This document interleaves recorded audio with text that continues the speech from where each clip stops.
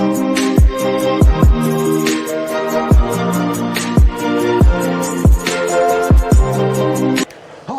One Taco coming to you live from Split, Croatia, here day one Cosmosverse, and we're here with Artem from Oak Research. How are you doing today, man? Hey man, I'm doing good. Thank you for coming over and talking to me. No, it's one of the great things that we see in blockchain and actually starting to die a little bit is deep research on different projects, protocols, white papers, and blockchain theory. You guys bring a little touch to it. You guys like to write the long form articles.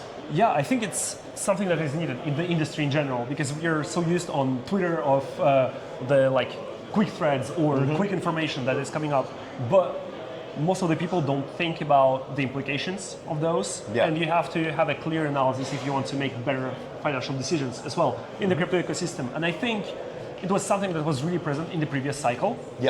But it's something that we've lost along the way because you have so many new narratives coming up, you have so many new protocols, new blockchains, and people don't have time to read through. So this is why we are trying to go beyond the noise and only focus on what's important and on the things that we are actually bullish about. And that's one of the things that we see, like we see different companies like Messari and now Blockworks, they're focusing on data only. They literally just fired, I don't know if I can use the word fired, they let go of their entire news program. And so that's like starting to cut that down. We're still seeing like Coin Bureau, CoinDesk. CoinDesk Japan is hiring and expanding. But CoinDesk, it was acquired by a company. So it's a little bit different, but the news outlets in general. For Web3. The thing is, when you look at Twitter, right, you have Walter Bloomberg, you have DB, so Tier10K, you have Financial Juice. These things are directly connected to Bloomberg, which is connected to all these news websites. And so basically when you're doing a news outlet, your goal is to increase the number of people that come on your website, that click on banners, that click on the affiliate links, etc., etc. But now that we have these automated systems or X accounts, basically you don't have to go to the website to read the full article because the only thing you care about is the title. That's the only thing people care about. And so the thing is, with news, most of the time, the title tells you everything you need to know about the news. Nowadays, a lot of it has turned into clickbait. Yes, it does, but I think it gives you an idea of what it actually means for the industry in general. Because the thing is, news is news, right? It's been the case for I don't know how many years, and it's not something which is only proper to crypto. It's the same in the Web2 or any other industry. You only care about the title.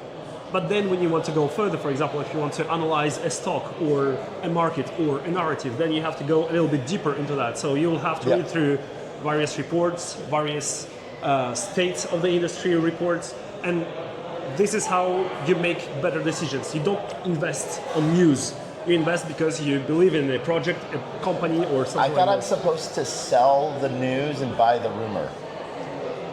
I mean, I don't think it's necessarily true, though.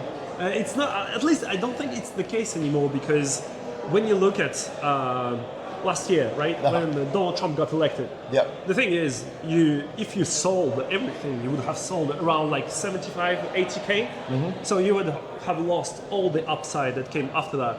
Same for the Bitcoin ETFs. So if you sell those news, which are actually beneficial for the long term, for the crypto or for Bitcoin in general, then you're losing on your potential upside. And I think you have to get a better understanding of the news and what it means for the industry rather than trying and trade the news itself. I think more expanding outside of your echo chamber is one of those really good things. Yeah, actually there is one media outlet that I really like which is named Protos. And they are basically really critical about what's happening in the industry. And I think sometimes you have to take a step back to realize that sometimes our industry isn't good, or that you have some... Isn't being used for the best ways it's meant for. Yes, exactly. A fork is a fork. You can still stab someone with it. Yeah, obviously.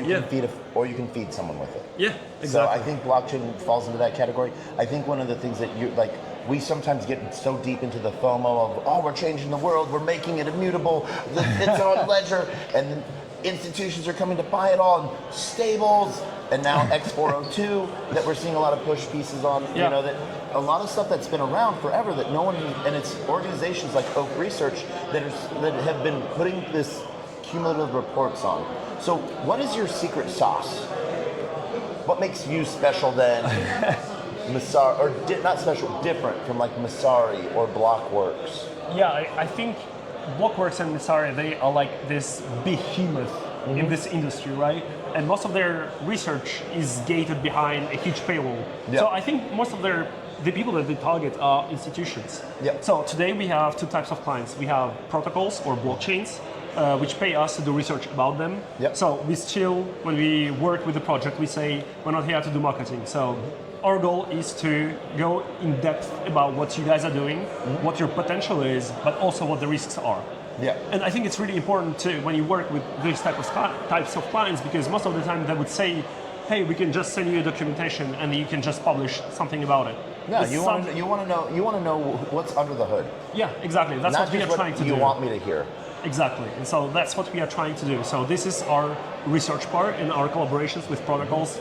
And today we work with, I would say, 6 protocols in total, because sometimes we have people coming to us and say, hey, we would like you to write something about us. We're like, yeah, we don't really align with your vision and we don't really feel like talking about you. Yeah. And so it's about also choosing who you work with. Exactly. And so this is something that we have kind of understood. And the thing is, you earn less money, obviously.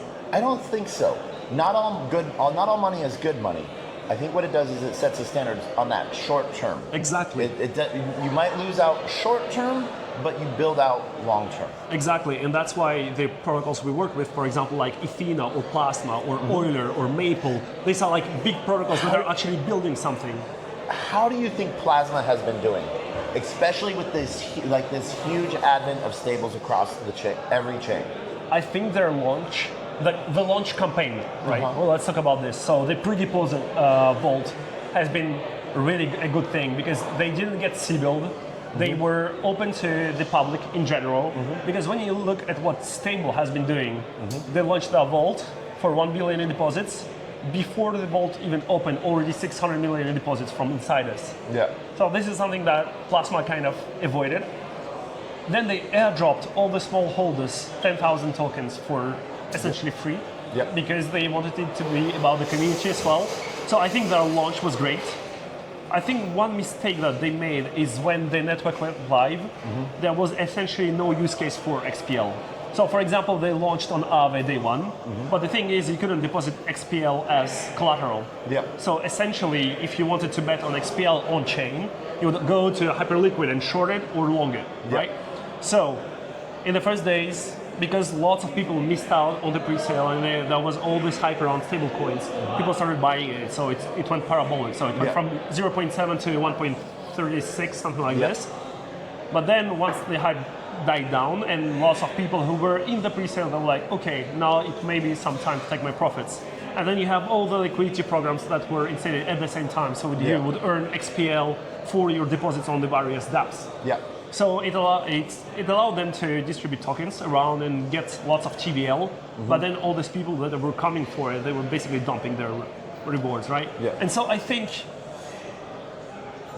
like most of the time in crypto, the token price does not necessarily represent the professionalism or the ambitions or goals of the projects, because otherwise we wouldn't have XRP in the top 5. At least that's my opinion. Okay. But because I like his hot take. I like it. You can find Brad. Don't be mean to him.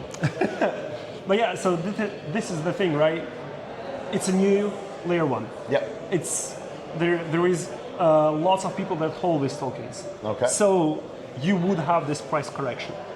I think in the long term, however, Plasma team showed that, because they didn't really get support from Tether either, because it was like the Tether chain, and I think lots of people realized that yes, Tether has invested in them, but they didn't like deploy any funds on Plasma, and I think it was one of the expectations that people had. And actually, when you look at the network metrics, you're seeing, and this was the thesis behind Plasma, it's to overtake Tron. And now more and more exchanges, so centralized exchanges, we were before trading USDT only on Tron between each other, and market makers, etc. They're switching towards Plasma because it's easier, it's EVM, you have USDT free transfers. You mean TVM is hard? TVM? Instead of EVM, it's TVM. I think if you want to have an easier user experience, the bridge from Plasma to another chain is really easy. While Yeah. if you want to find a bridge for Tron, you have to look a little bit harder. And I can shout out D-Bridge. yeah, Dbridge actually is a really good tool. I have a tweet that's in my drafts right now because I was like writing it while I was flying. Don't know, just yesterday or maybe today, I don't know time zones right now. Coinbase listed DBR. Nice. Okay. I mean, it makes sense, and especially Coinbase, they're like on a listing spree at the moment, so they are. kind of feel left behind. Well, that one is that like so they still have reasons when they list things. Like I know the team, and so like so either it's they finally got their list of tokens to list due to acknowledgements, Yeah. or because things are coming. Something's coming. Maybe. Hopefully. Alex? I have some Alex? DBR. I have some DBR. So. Yeah. But yeah, and I think in general, the state of and this is like one of my takes, when we are looking at the market at the moment, you essentially have no upside of holding a token. And we've seen it because of the airdrops. Yeah. Essentially today what you need to have is to have some stable coins that you will deposit on a new chain or a new protocol that you will farm for whatever weeks, however weeks you want to. Once you get the airdrop, you just increase your stable allocation because you dump the token, then you move on to the next thing. And then essentially, we're at Cosmoverse, right? So Cosmos kind of has been the pioneer in the airdrop thing. You have to stake Atom in order to get other airdrops. Yep. That's how you got Osmosis, Crescent, Juno, etc., etc., etc. You touched But Juno. right now, Yeah. right now, when you look at it, you have no upside of holding any other altcoin, and so you're seeing the stablecoin market cap going only up, Yep. without necessarily Bitcoin going up or other altcoins going up. And we had this event on the 10th of October, basically wiped out lots of open interest, lots of people. It set the market back 11 days. Yeah, but I don't think it's about setting the market back. It's about the feeling that some people in the market get, because we were talking about, hey, we will not see big drawdowns on Bitcoin because of all the institutions, etc., etc. Only one announcement by Donald Trump kind of wiped out when you're looking at altcoins like Aave, which have huge fundamentals, which have huge go-to-market success, which have a huge team, going down 45% in an hour. You know that are. Well, do you think that that's more due to market manipulation?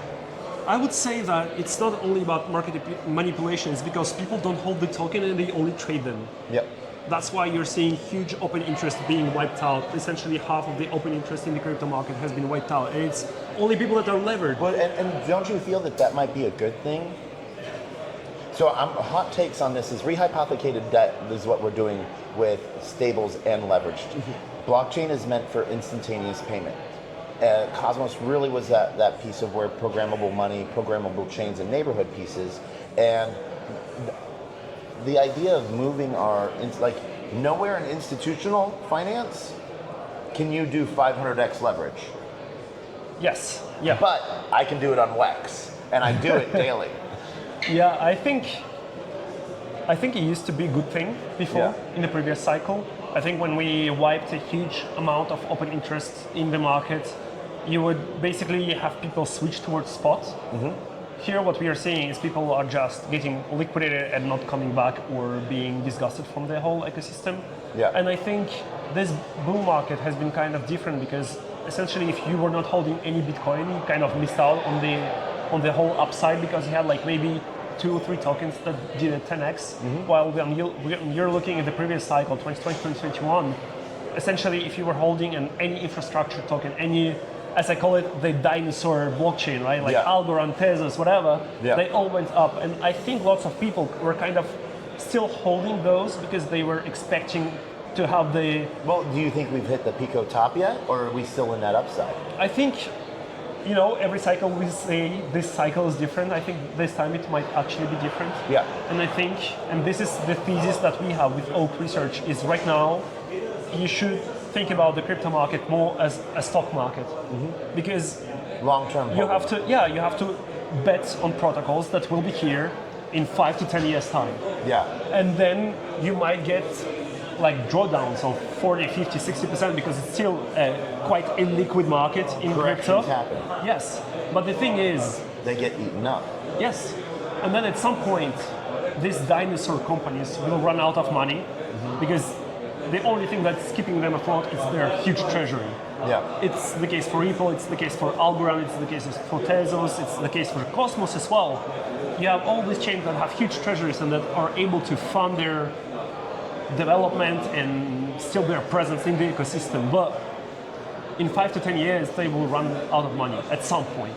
Do you not think that they will find another GTM that will refuel that treasury and keep it alive in a different sense? I honestly think that in 5 to 10 years, the market cap, the top 100 market cap will look completely different from what we are seeing today. And I think one Do of you think these... meme coins will still make the top 100? Or Some will of them, yes. will they make the top 25? Yeah, I mean, some of them will. Some of them will, obviously, because it's still like we're degen gamblers or whatever. We are. So, but I believe that, and I hope so, that the industry will actually mature and will focus on businesses that make actual money, because that's what you need to survive.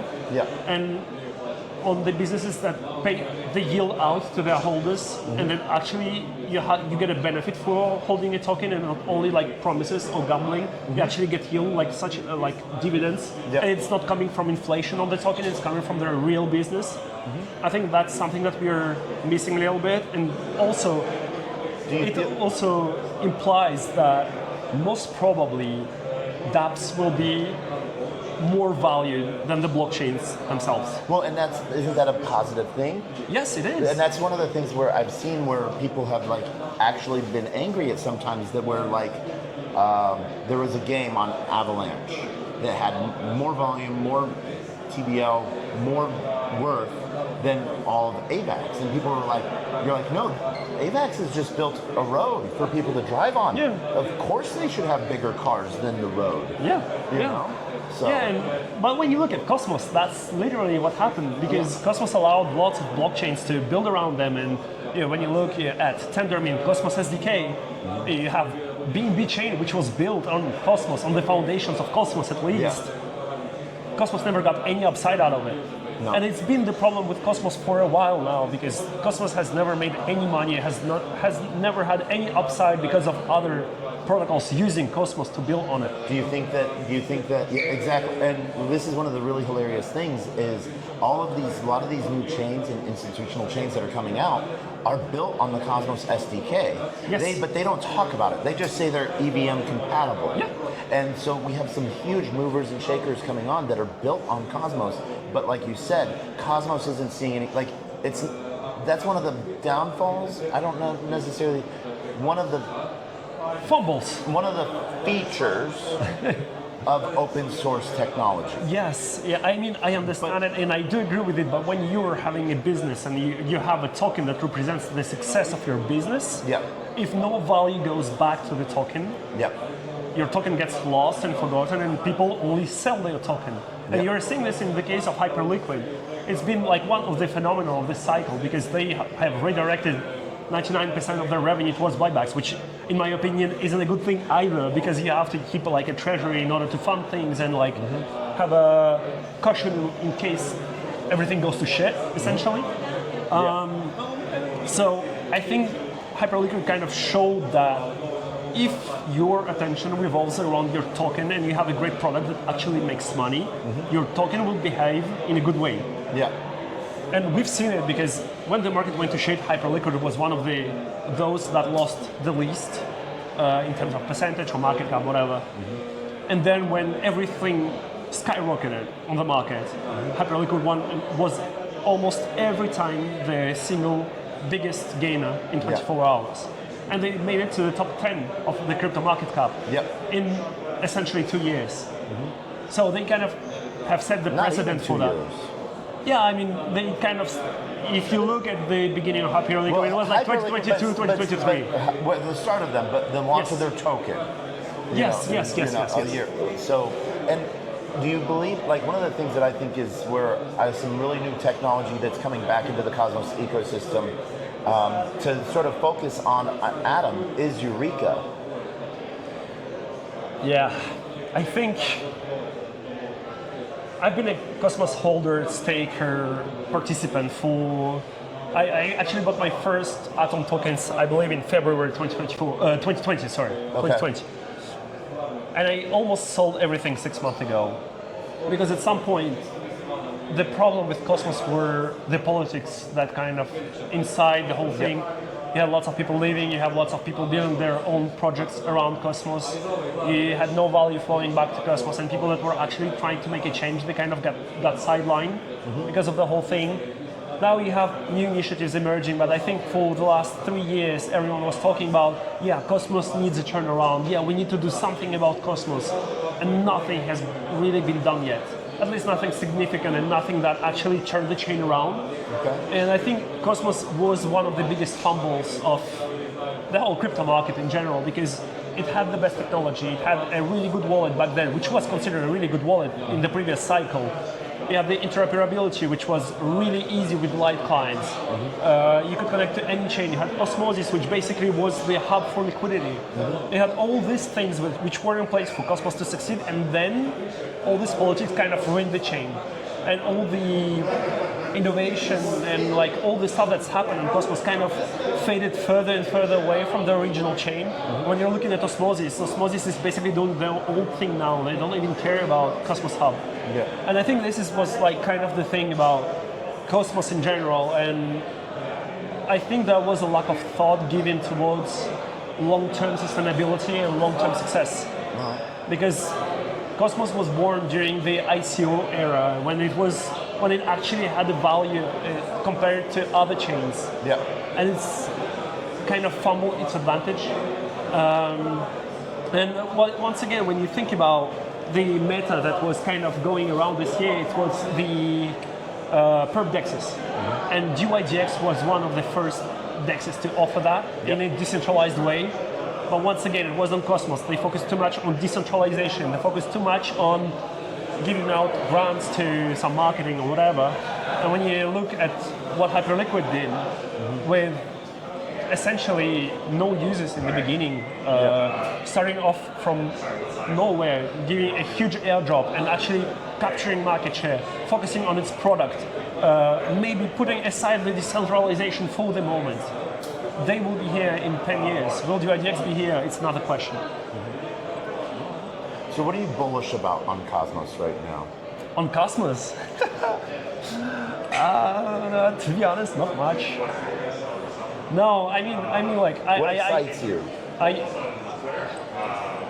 more of a EVM DeFi guy now, but the thing is, right, I enjoy talking to people from Cosmos because they are builders, they are tech guys, they have been in the space for a long time and they are resilient as well. Yeah. So you can learn a lot from them.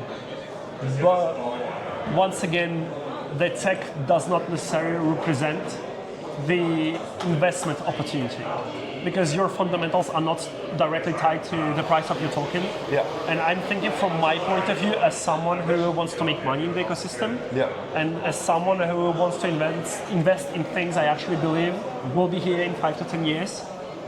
And so this is why I'm kind of fading a little bit away from Cosmos at the moment, unless I see actual change and actual stuff that turns the blockchain around.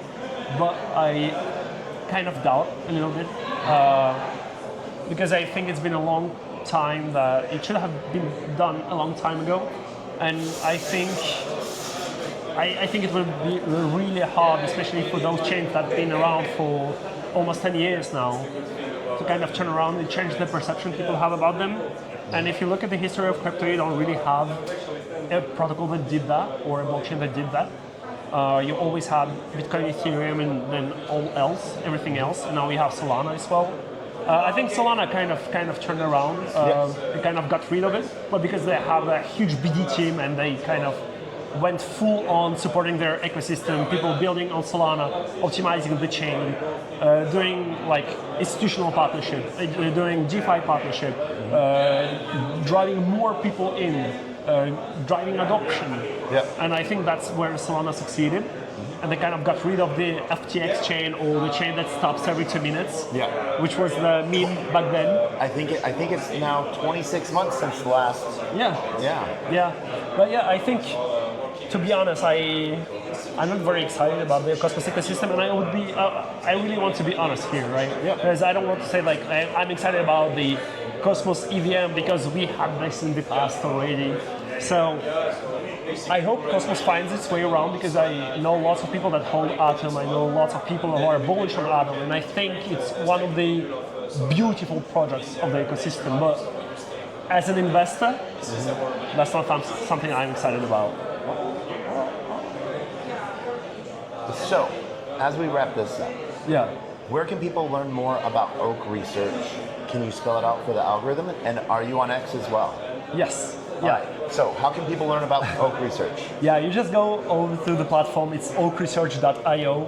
You can access most of our research for free. You also have a premium membership if you want to, which gives you access to the alpha feed, to the watch list, to Oak Index, and a bunch of other stuff. And basically for this video, we can put a code TACO, which gives you 25% off. So 50% off? 25. 50% off. I can go up to 30. Let's go to 30. Okay. I'm going on a tangent here. 30% code TACO. Hey man, appreciate you coming and talking together. Artem, always a pleasure. And where can they find you on Twitter? Yeah, it's Artem_Oak, ARTEM_OAK. Awesome. We'll see you here. The rest Cheers. of Cosmos versus Croatia.